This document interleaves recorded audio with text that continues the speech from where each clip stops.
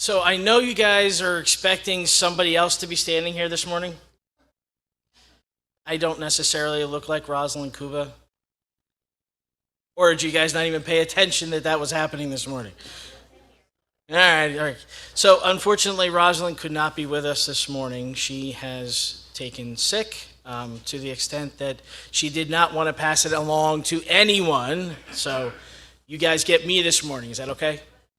All right, cool. There's an interesting quote by a former Presbyterian pastor that says, "Some people are so focused on heaven that they're no earthly good." And I found that interesting. I read those words this week, and it took me a few seconds to digest what that's really saying. But they were the favorite words of the Reverend Dr. Robert Manali, founder of Village Presbyterian Church in Kansas City. And it made me think about Jesus and his dealings with the Sadducees. And I think he could have said very much the same thing. Some people are so focused on heaven that they're no earthly good.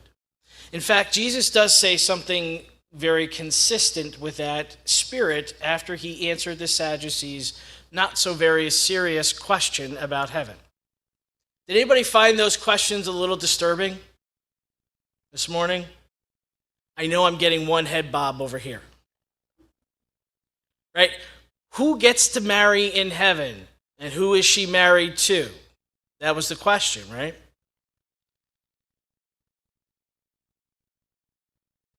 God, Jesus said, is not a God of the dead, but of the living.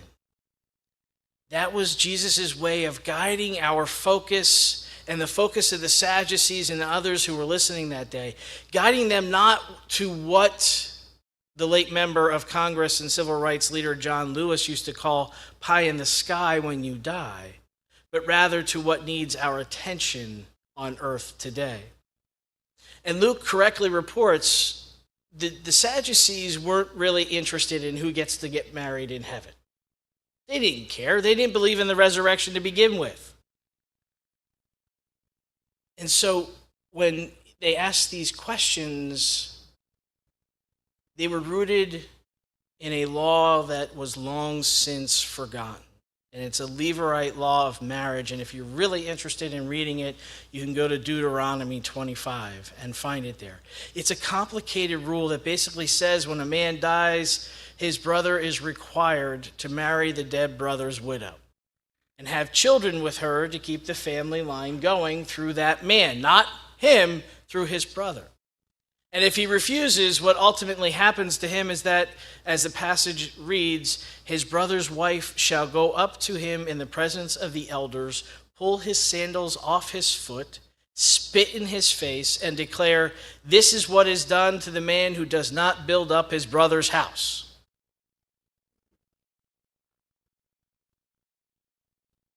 I don't know about you, but I'm not sure I want that happening.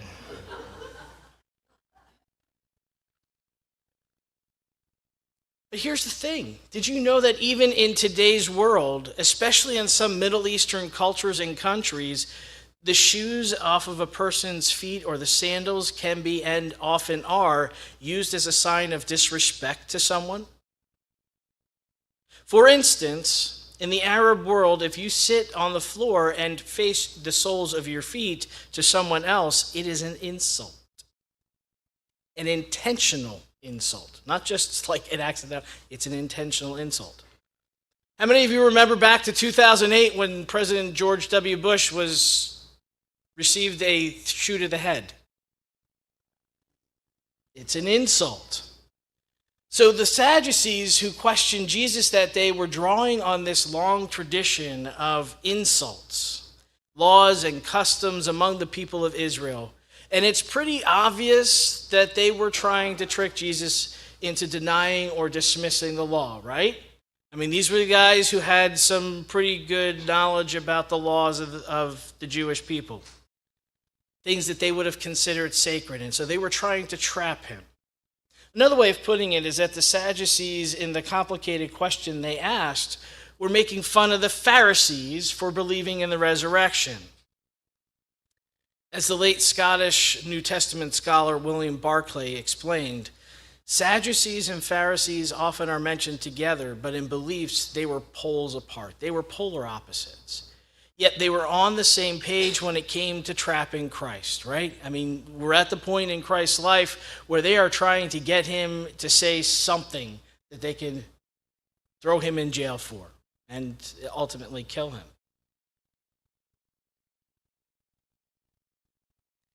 Regardless, in this particular incident, Jesus does manage to avoid a long, complicated theological debate with those Sadducees.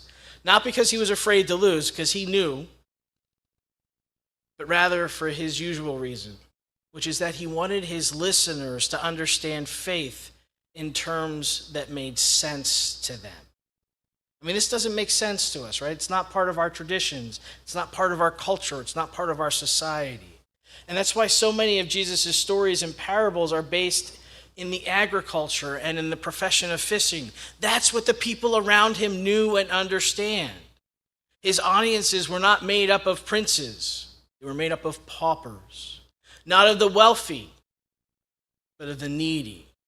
He spoke at levels that made sense to the average listener, and he wasn't about to be distracted by long and complicated arguments about how many Sadducees could dance on the head of a pin, or how many widows a man might be required by religious law to marry, whether in heaven or on earth.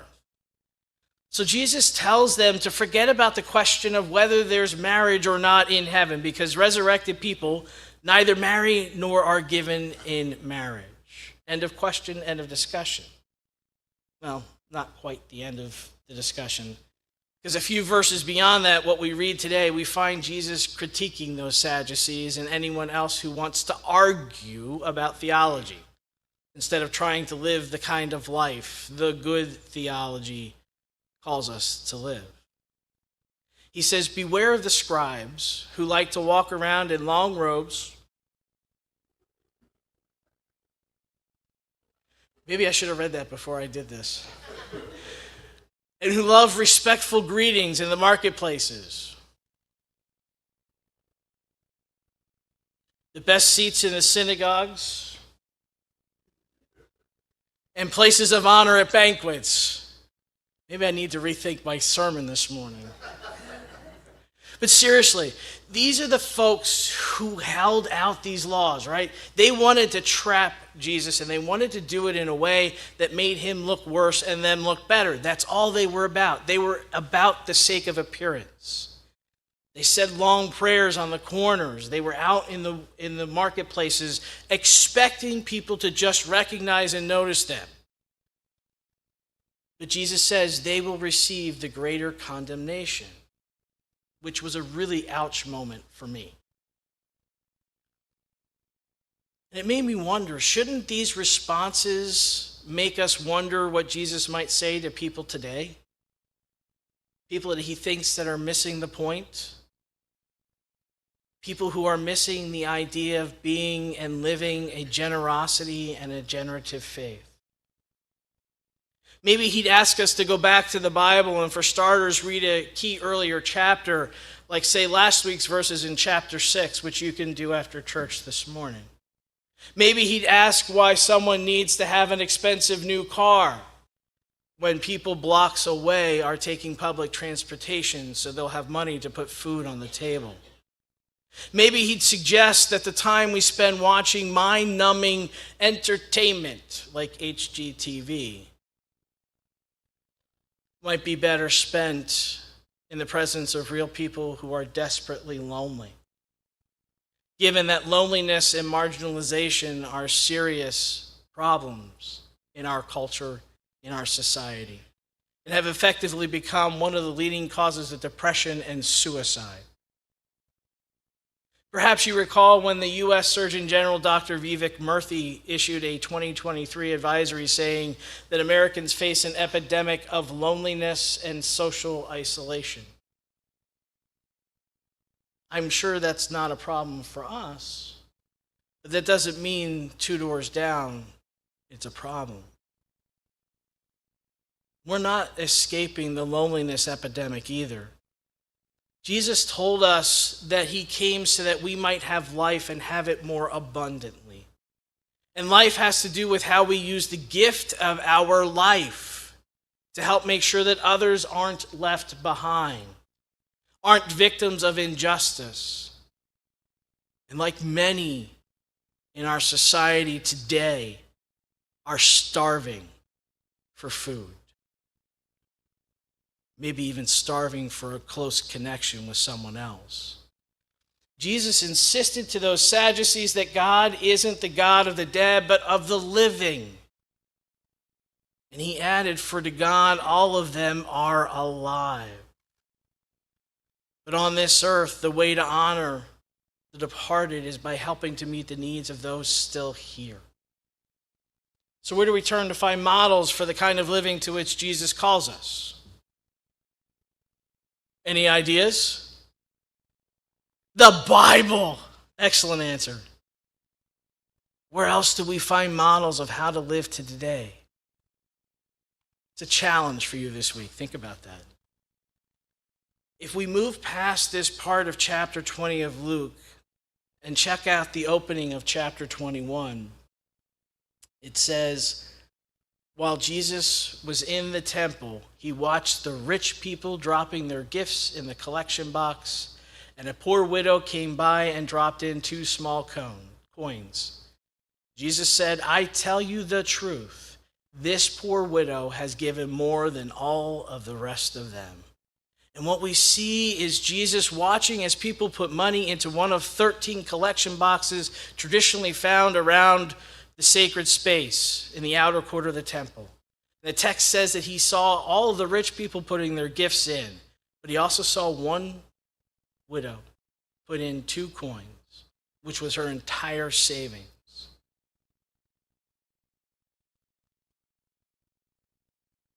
She, out of her poverty, has put in all that she had to live on. And to your point, Megan, right there is a perfect example of how we should be living. A model of generosity we do well to follow. And if this has started to sound like your typical annual stewardship sermon, I'm not sorry about that at all. Because it is that time. But we're talking about generosity, not just with our finances, but with our entire lives. We're talking about what Jesus was talking about and what indeed he lived out in his life. Sacrificial giving and living. And that's how to keep the focus on this earthly life, which is a priceless gift to each of us. Yes? Whew. Now, we could spend all of our time worrying about whether heaven's streets are paved in gold or who is marrying whom in the afterlife. We could. But that's not what Jesus wants for us. He spoke to the Sadducees and the Pharisees and the scribes and the common people of his day, and he speaks with us just as much, with as much intensity and love. But if we aren't paying attention, if we are so focused on heaven, then we are of no earthly good. Makes a lot of sense, doesn't it? If our eyes are always on some screen entertaining us, we are of no earthly good.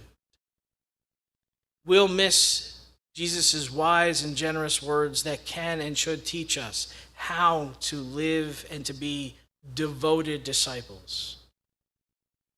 So I'm saying to us now, here, if we listen and truly listen to Jesus' words, then we should be of a great earthly good here and now.